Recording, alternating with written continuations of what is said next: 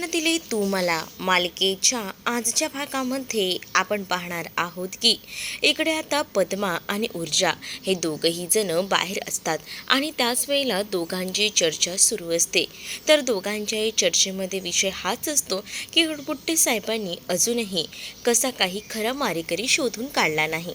त्यावर मात्र आता ऊर्जा पद्माला सांगत असते की हे सगळं जर एवढं सोपं असलं असतं तर सगळेच मारेकरी पटकन भेटले असते, यामध्ये सुद्धा अडथळे येतातच ग, असं बोलून ती आता तिला समजावत असते. दुसरीकडे आता इन्स्पेक्टर माने हे आता शिर्केंच्या समोर असतात. दिग्विजय शिर्केंनी त्याच्या समोर पैसे ठेवलेले असतात, अक्षरशः पैशांचं बंडलच म्हणायला हरकत नाही. आणि त्याच वेळेला त्याला सांगितलं जातं की यातलं पैशांचं बंडल उचला आणि तुम्हाला ज्या काही गोष्टी हव्या आहेत ना त्या माझ्या म्हणण्याप्रमाणेच झाल्या पाहिजेत, समजलं का? मग आता माने विचारतो की नेमकं काय? त्यावेळी दिग्विजय शिर्के सांगतात की काही झालं ना तरीसुद्धा सगळ्यात आधी केसची लीड मिळाली की माहिती आमच्यापर्यंत पोचवायची. पण हे सगळं कसं शक्य होईल? कारण हर्षवर्धन जहागीरदार आपल्या मुलाच्या मारेकऱ्याचा शोध घेण्यासाठी कुठच्याही थराला जाऊ शकतो. मग त्या वेळात काय करायचं आहे असंही आता म्हटलं जातं. जेव्हा आता या सगळ्या गोष्टी बोलल्या जातात ना तेव्हा मात्र आता इकडे दिग्विजय शिर्के सांगू लागतात की त्यासाठी तर तुला पैसा पुरवत आहे, काय ना की तो खरा मारेकरी सापडायला नको आणि त्यासाठी मी तुला सांगतोय ती गोष्ट करायची आहे. जर काही लीड मिळाली, काही गोष्टी कळाल्या, पुरावे नष्ट करायचे, समजलं का? हे जर तू करू शकलास ना तरच तरच तुला हे आहे, नाहीतर बघ तुझा खेळ संपवायला मला जास्त वेळ लावणार नाही. पण दुसरीकडे मात्र इन्स्पेक्टर माने आता सांगू लागतात की बघा साहेब, तुम्ही सांगताय ते काम करायला मी तयार आहे, पण तुम्हाला काही गोष्टी कळतायत का? जरा समजून घ्या. दुसरीकडे आता आदित्य हर्षवर्धनकडे आलेला असतो आणि हर्षवर्धनला आता सांगत असतो की बाबा, तुम्ही म्हणताय तसं काम करायला हरकत नाही आहे, पण एकदा काका काय बोलतोय ते तरी समजून घ्या. अरे आता माझ्यासाठी ना माझं काम महत्त्वाचं आहे, एक दुसऱ्यांचे रुसवे फुगवे काढणं नाही. आता जर तो रागवला असेल तर तो त्याच्याकडचा, मी त्याचा रुसवा फुगवा काढायला जाणार नाही आहे, कारण मला कामाचं प्रेशरसुद्धा आहे. काय आहे ना, जोपर्यंत शौर्यला बरं वाटत नाही आहे ना तोपर्यंत मी काही ऑफिसमध्ये जाणार नाही आहे. आणि त्यामुळेच ना या सगळ्या काही गोष्टी मला घरातूनच हँडल करायच्या आहेत. तोपर्यंत शौर्य बरा होत नाही ना तोपर्यंत ही जबाबदारी माझी आहे आणि त्यामुळे ना मी आता इतर कुठेही विचार करत बसणार नाही आहे. आदित्य म्हणत असतो की बाबा, पण काका काय बोलतो ही गोष्टसुद्धा तितकीच महत्त्वाची आहे. काकाचं म्हणणं असं आहे की आपण एकदा शौर्याचं ऐकून घ्यायला हवं, शौर्याची बाजू ओळखायला हवी. पण आता मला या सगळ्या गोष्टी महत्त्वाच्या वाटत नाही, असं देखील हर्षवर्धन जहागीरदार आदित्यसोबत बोलत असतो. आदित्यला सांगत असतात की बघ, तुला सांगितलं आहे ना तेवढी गोष्ट लक्षात ठेव. माझ्यासाठी फक्त आणि फक्त हे सगळं काम इम्पॉर्टंट आहे आताच्या घडीला. नाही तर शौर्यला बरं वाटलं असतं ना तर मी ऑफिस जॉईन केलं असतं, पण मी शांत बसलो यासाठी की माझ्या शौर्याला बरं नाही आहे ना म्हणून, असंही आता म्हटलं जातं. तर दुसरीकडे मात्र आता पाहायला मिळतं की त्याने हर्षवर्धनला सांगितलेलं असतं की मी तुमच्यासाठी एक एन्व्हलप आणलेला आहे, कोर्टाकडनं ऑर्डर आली आहे. हर्षवर्धन आता बोलण्यामध्ये गुंग असतो. तेच आता आदित्यने हे सांगितल्यानंतर मात्र आता हर्षवर्धन पाहतच राहतो, कारण हर्षवर्धनला माहिती असतं की नक्कीच ना कोर्टाची ऑर्डर आली म्हटल्यावर आपल्याला बाकी इतर कामं सोडून त्याकडे लक्ष द्यावं लागणार आहे, असंही आता त्याला परफेक्ट असं माहिती असतं आणि म्हणूनच तो आता आदित्यच्या बोलण्याचा विचार करू लागतो. तर दुसरीकडे मात्र आता आदित्यला ज्या गोष्टी सांगायच्या होत्या त्या गोष्टी तर आदित्यच्या सांगून झालेल्या होत्या, त्यामुळे आदित्य थोडा का होईना आता रिलॅक्स असतो, कारण त्याला हेच वाटत असतं की बाबांना जेव्हा कळेल की केस आहे तेव्हा. इकडे मात्र आता लगेच शौर्यसुद्धा ऊर्जाच्या फोनवर कंटिन्यू कॉल करत असतो. ऊर्जा कॉल रिसीव करत नसते, मात्र पद्माने तिला सांगितलेलं असतं की प्लीज ताई बघा ना शौर्यदादा काय म्हणतोय ते. मग आता शौर्य जो आहे तो ऊर्जाला फोन उचलता क्षणी म्हणत असतो की का गं ऊर्जा, तू माझे कॉल रिसीव का नाही करत आहेस? त्यावर ऊर्जा आता त्याला सांगत असते की शौर्य, इकडे खूप मोठा गोंधळ झाला आहे. मग शौर्य विचारतो की नेमकं झालंय काय, मला नीट सांगशील का? हे देखील आता शौर्यने विचारलेलं असतं. शौर्य जेव्हा या सगळ्या गोष्टी विचारतो ना, तेव्हा मात्र आता ऊर्जा त्याला सांगत असते की पद्माच्या केसची नोटीस लागलेली आहे. 10 दिवसात पद्माची केस आहे हे सुद्धा आता सांगितलेलं असतं. ही गोष्ट जेव्हा आता कळते ना, तेव्हा मात्र आता इकडे शौर्य म्हणत असतो, मग काय झालं, ही केस तू हँडल करू शकते यावर माझा पूर्ण विश्वास आहे. मी टेन्शन फ्री आहे, मला गोष्टी सगळ्या कळत आहेत. पण दुसरीकडे मात्र ऊर्जा म्हणत असते की माझी या सगळ्यासाठी काहीच तयारी नाही झाली आहे. त्यामुळेच ना, खरंच खरंच माझं डोकं काम करेनासं होते, काय करू ना मला समजत नाही आहे, असं देखील आता म्हटलं जातं. त्याच वेळेला आता शौर्य ऊर्जाला धीर देत असतो आणि म्हणत असतो की तू या बाबतीत कोणतीही काळजी करू नकोस, माझा तुझ्यावर पूर्ण विश्वास आहे. कारण मला माहिती आहे ही केस तू एकदम व्यवस्थितपणे हँडल करू शकतोस, असंही आता म्हटलं जातं. दुसरीकडे आता पाहायला मिळत असतं की इकडे मात्र आता हुरबुट्टे साहेबांचा कॉल येत असतो इन्स्पेक्टर माने यांना. पण आता इन्स्पेक्टर मानेंना शिर्के सांगत असतात की तुम्हाला ज्या काही गोष्टी मी सांगितल्या ना, त्या गोष्टी तशाच पद्धतीने हँडल कराव्या लागणार आहेत. त्यामध्ये मी कोणतेही हयगय खपवून घेणार नाही. तुम्हाला या सगळ्या गोष्टींना अशाच पद्धतीने हँडल कराव्या लागतील, असंही आता सांगितलं जातं.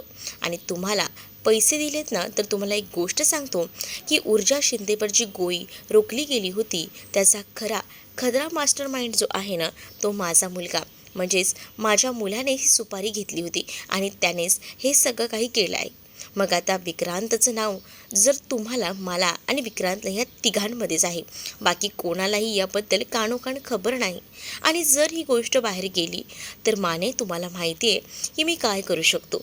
म्हणजे माने, हर्षवर्धन तुमचा गेम करण्याआधीच माझ्या हातूनच तुमचं काहीतरी झालेलं असेल, हे सुद्धा लक्षात असू द्या, असं देखील आता सांगितलं जातं.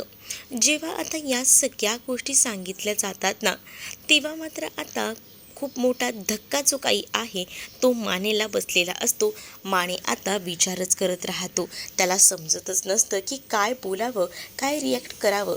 कारण मानेकडे शब्द अपुरे असतात, डोकं चालेनासं झालेलं असतं, सगळंच बंद पडल्यासारखं झालेलं असतं.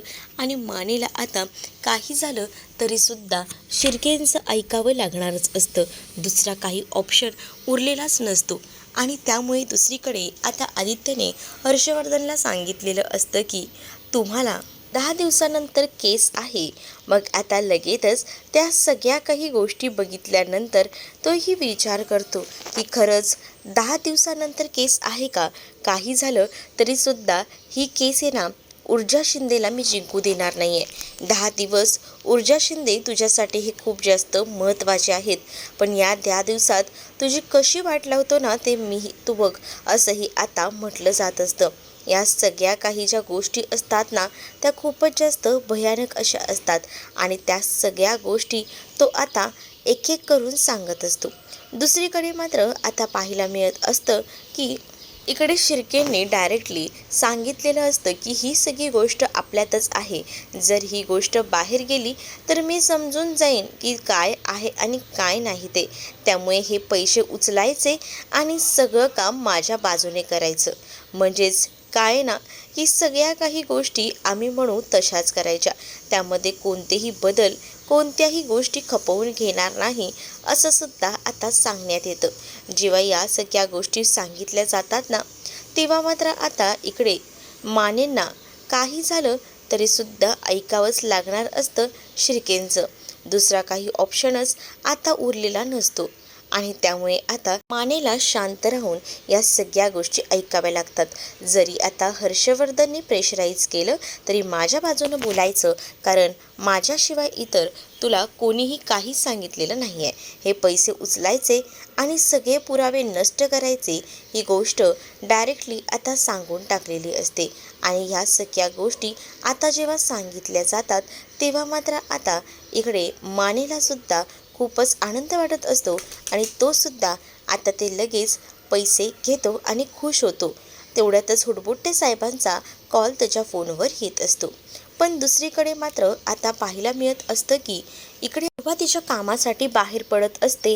तेच आता पूर्वा काही गोष्टी आपल्या कामाबद्दलच बोलत असते फोनवर, कारण तिला पटकन पोचायचं असतं. आणि तेवढ्यातच ना तिथे मात्र आता दिग्विजय शिर्के आलेले असतात. दिग्विजय शिर्केला आलेलं बघून मात्र पूर्वा दारातच थांबते. तर आता पूर्वाला ते आपली ओळख करून देत असतात. पूर्वाला ते सांगत असतात की तुम्ही आम्हाला ओळखलं का? बहुतेक ओळखलं तर नसेलच, म्हणूनच माझी ओळख करून द्यायला माझी काही हरकत नाही आहे.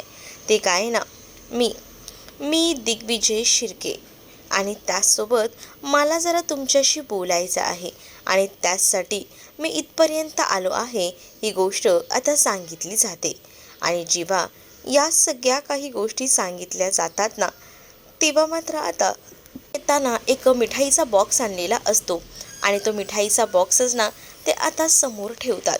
आणि जेव्हा तो मिठाईचा बॉक्स समोर ठेवला जातो, तेव्हा आता ते सांगत असतात की आहे ना, की हे सगळं तुम्ही घ्यायला तयार नसाल तर मला इथे तर ठेवताच येतं. आणि त्याने आता ते सगळं काही ना इथे जाऊन ठेवून दिलेलं असतं. ते म्हणजे इथे असणाऱ्या पूर्वाच्या नवऱ्याच्या फोटोजवळ. पूर्वाच्या नवऱ्याजवळ मिठाईचा बॉक्स ठेवल्यानंतर आता ते पूर्वाला सांगत असतात की मला जरा तुझ्याशी महत्त्वाच्या विषयावर बोलायचं आहे. पूर्वा म्हणत असते की काय काम आहे तुमचं आमच्याकडे? त्यावर मात्र पूर्वाला सांगितलं जातं की आमचं खूप महत्त्वाचं काम आहे. तुम्हाला तर चांगलंच माहिती आहे की माझ्या मुलीचं शौर्य जहागीरदारसोबत लग्न ठरलेलं आहे. मग एवढं सगळं माहिती असतानासुद्धा तुम्ही या सगळ्या काही गोष्टी ज्या आहेत त्या कशा काय ॲक्सेप्ट करू शकता? म्हणजे मुळात माझं माझ्या मुलीवर खूप जास्त प्रेम आहे आणि माझी मुलगी काही झालं तरीसुद्धा तिला ज्या काही गोष्टी आहेत ना त्या सगळ्या काही तिच्या मनाप्रमाणेच घडाव्या असंच मला वाटतं. आणि त्याचसाठी मी माझ्या मुलीच्या पाठीशी खंबीर उभा असतो.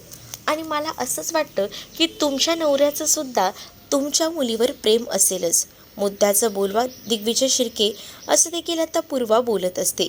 तर त्यावर पूर्वाला आता सांगण्यात येतं की बघा काय ना, की माझ्या मुलीचं लग्न हे शौर्यसोबत ठरलेलं आहे. पण तरीसुद्धा आता मला असं कळलं आहे की ऊर्जाचं प्रेम शौर्यवर आहे. जर ऊर्जाचं प्रेम जर शौर्यवर असेल ना, तर शौर्य ऊर्जासोबत लग्न करणार असेल. पण मला ह्या गोष्टी सहन होणार नाही.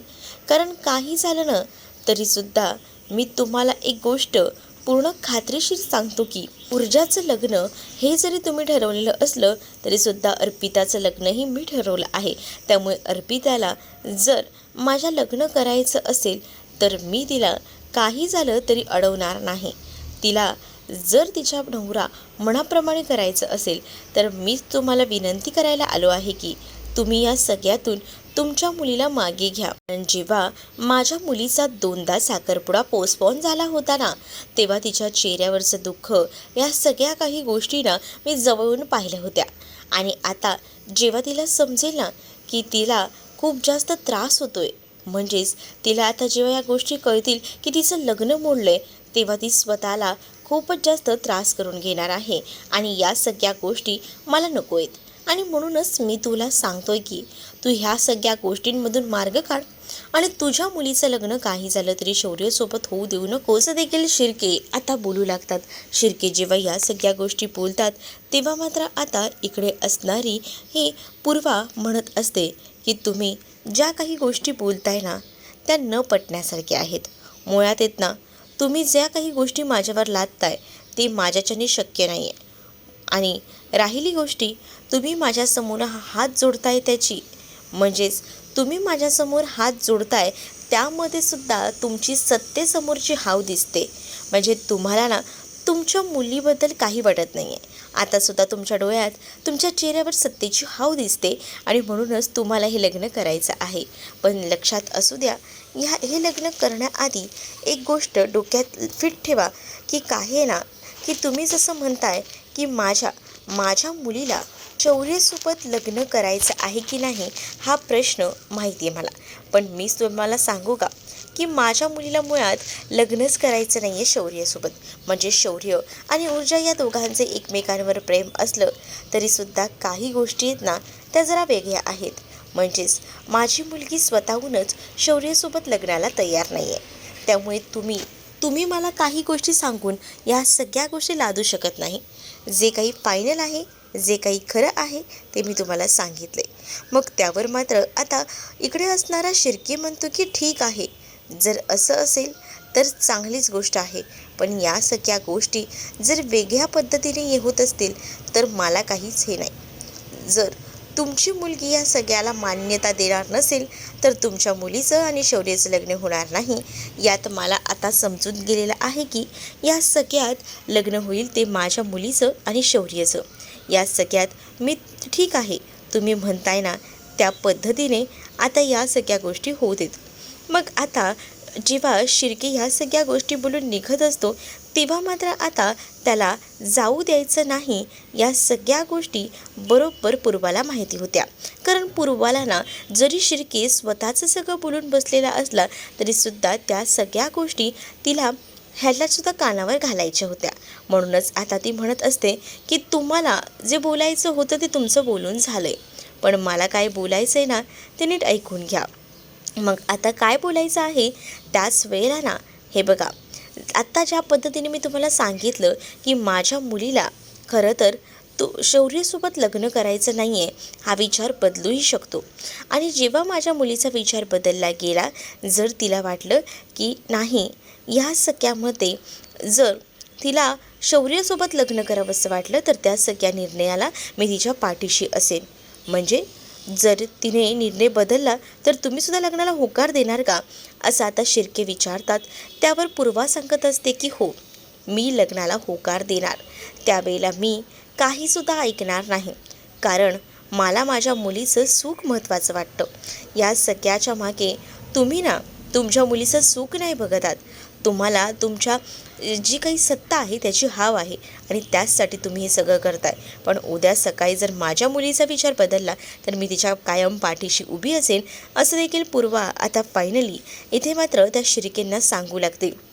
असं सगळं बोलून आता तिने शिर्केची बोलती जवळपास बंद केलेली असते.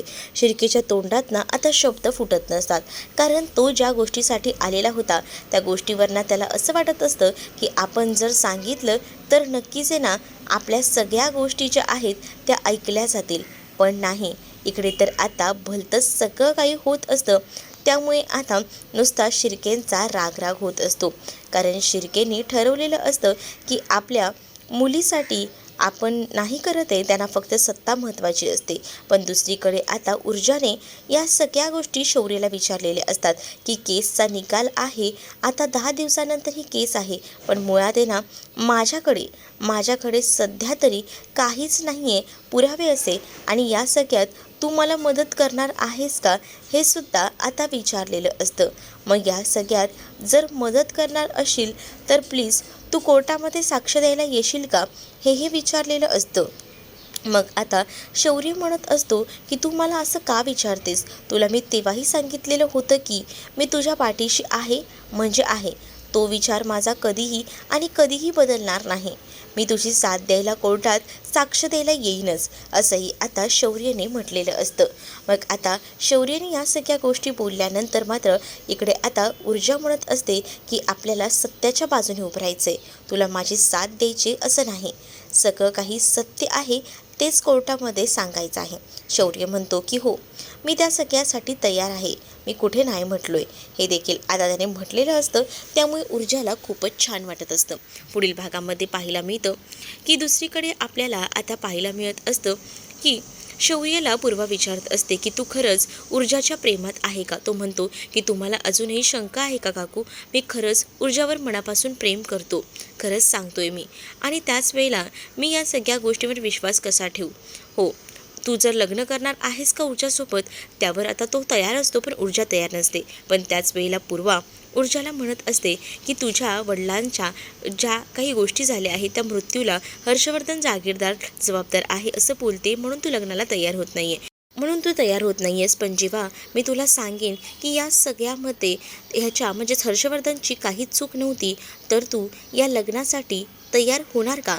असं म्हटल्यानंतर इकडे मात्र आता ऊर्जा पाहतच राहते. तर तुम्हाला हा भाग कसा वाटलाय हे कमेंटमध्ये मला नक्कीच सांगा. आणि अशाच नवनवीन भागांसाठी आपल्या चॅनलला सबस्क्राईब करायला विसरू नका. चला तर मग भेटूया पुढच्या भागात. तोपर्यंत टाटा बाय.